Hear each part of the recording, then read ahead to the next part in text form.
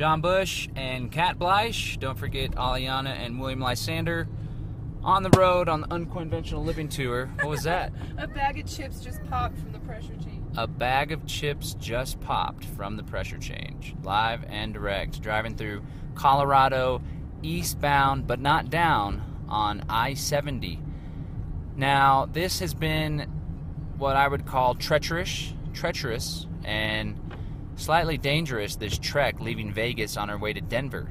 And tonight we have a screening of Sovereign Living Episode 4 that is sponsored by Amagi Metals, AmagiMetals.com. They sponsored the Bitcoin episode, and what they got in return for part of our Indiegogo campaign we did a while back was the screening we're about to do.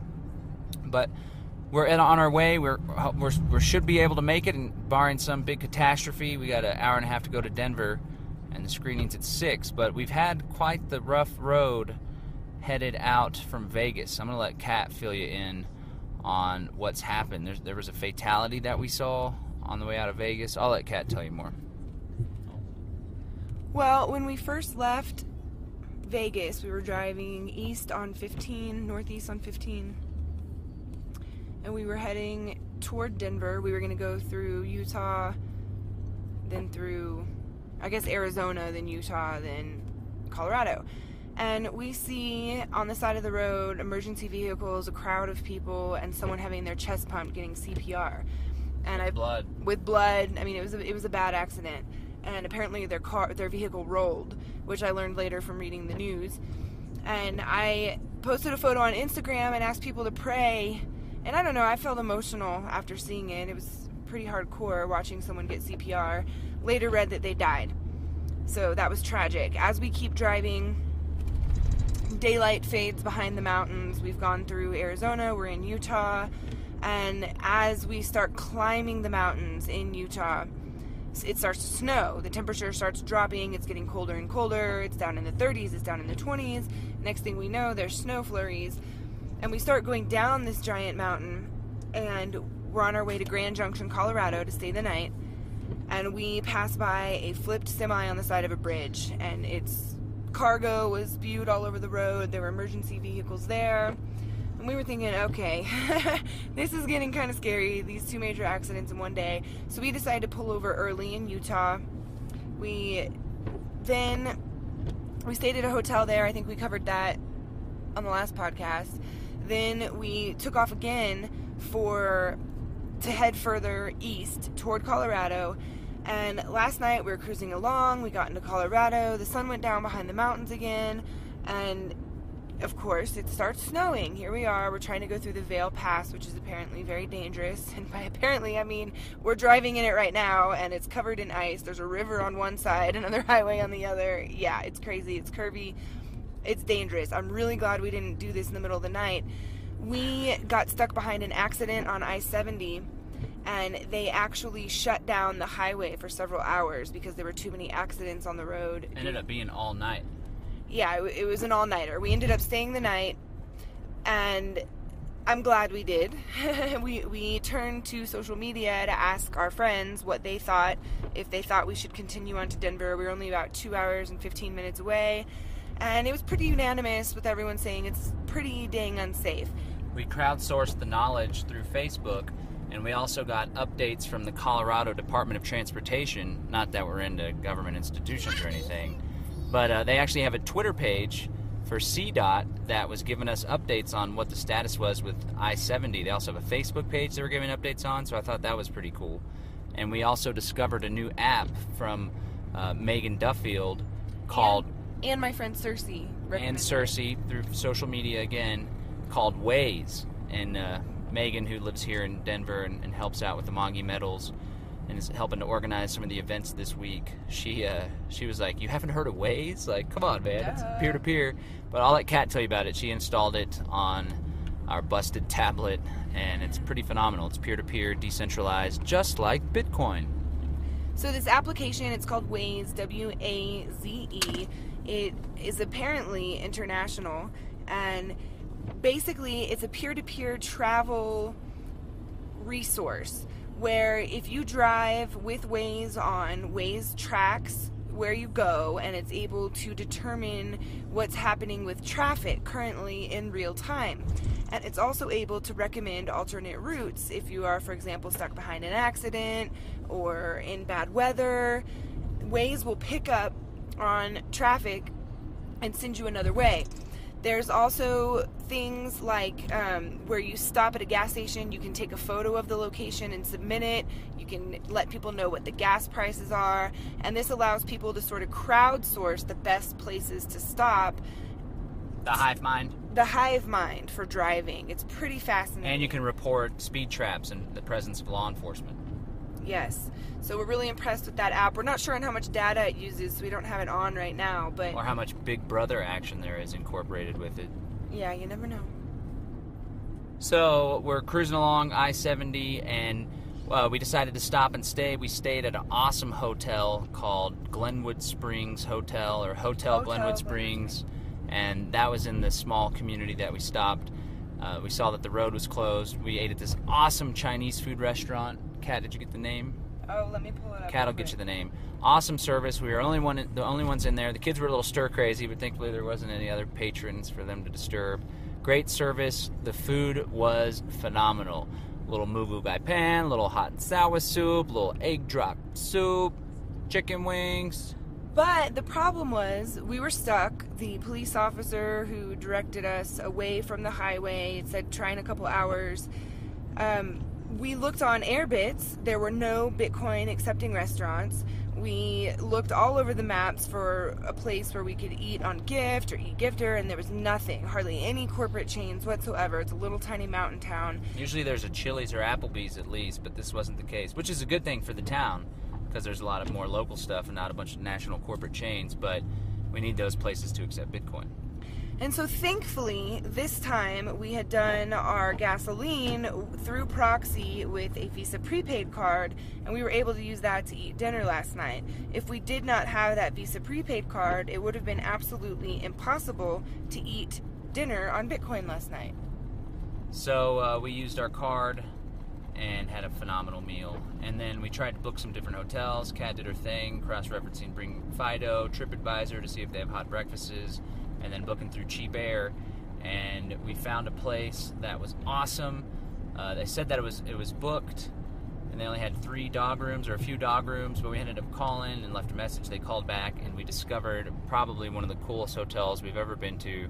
We get there around 10:20. Oh, the Chinese food was called May Palace, M-A-Y Palace, M-A-Y Palace.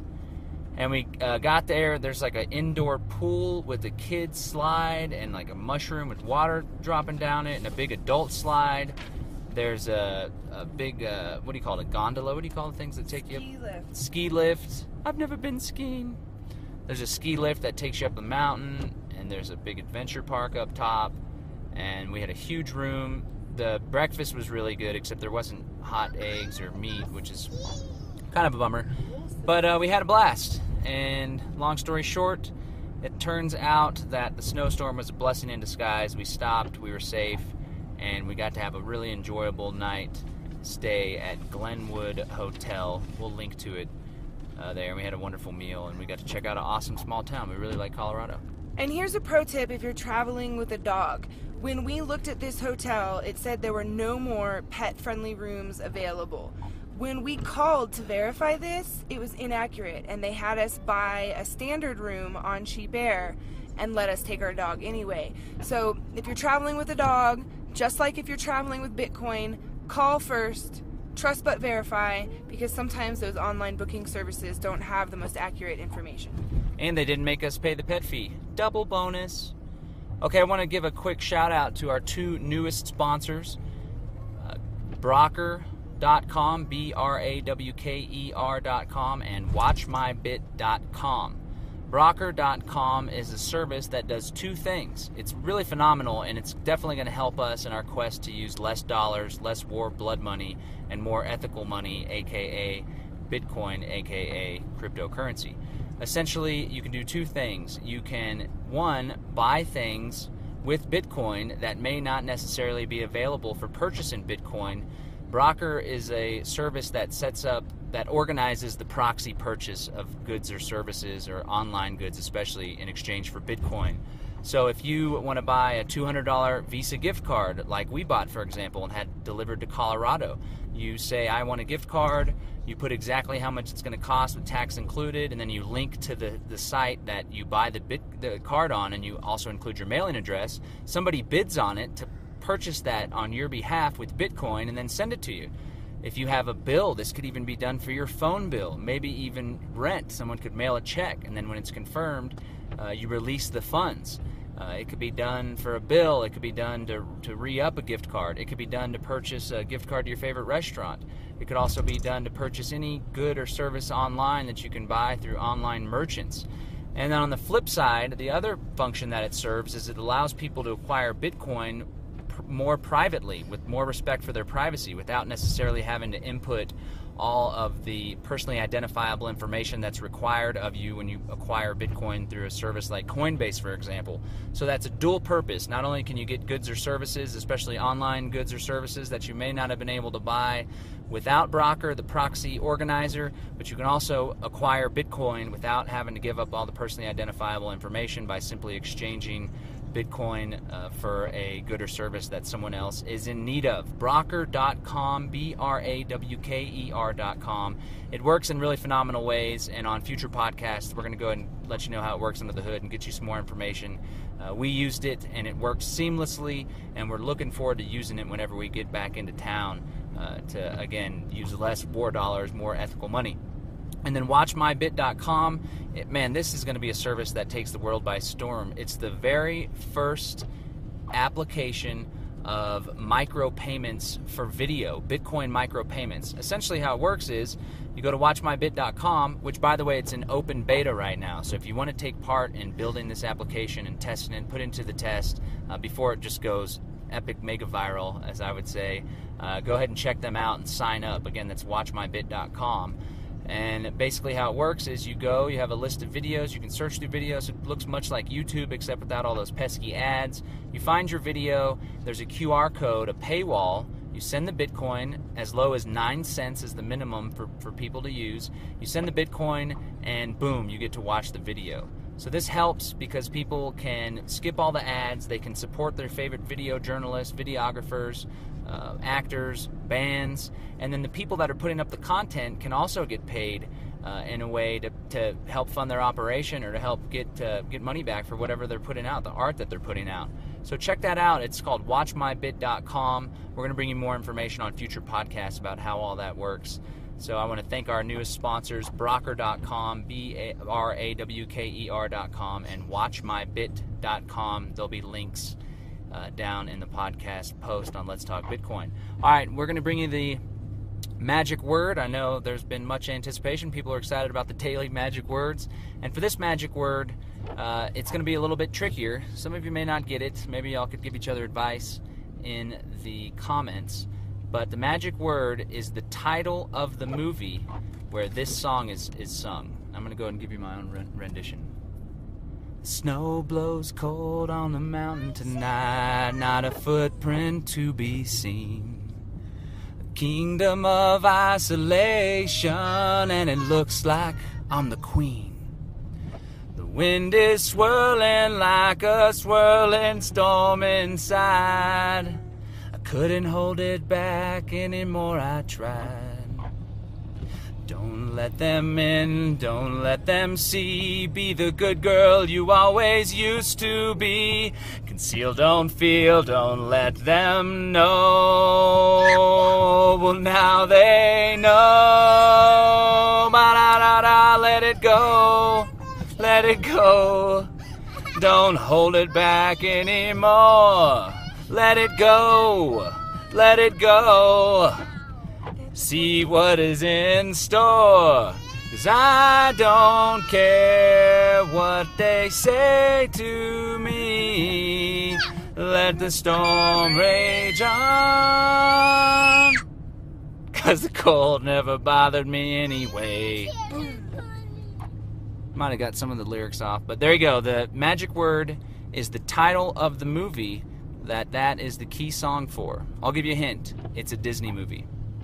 Well, we're going to sign off, guys. Check us out at uncoinventional.com. Follow the blog. Hey, we now have an Instagram. Kat's posting photos, really good artsy stuff. Check it out. You'll like it. Share it with your friends.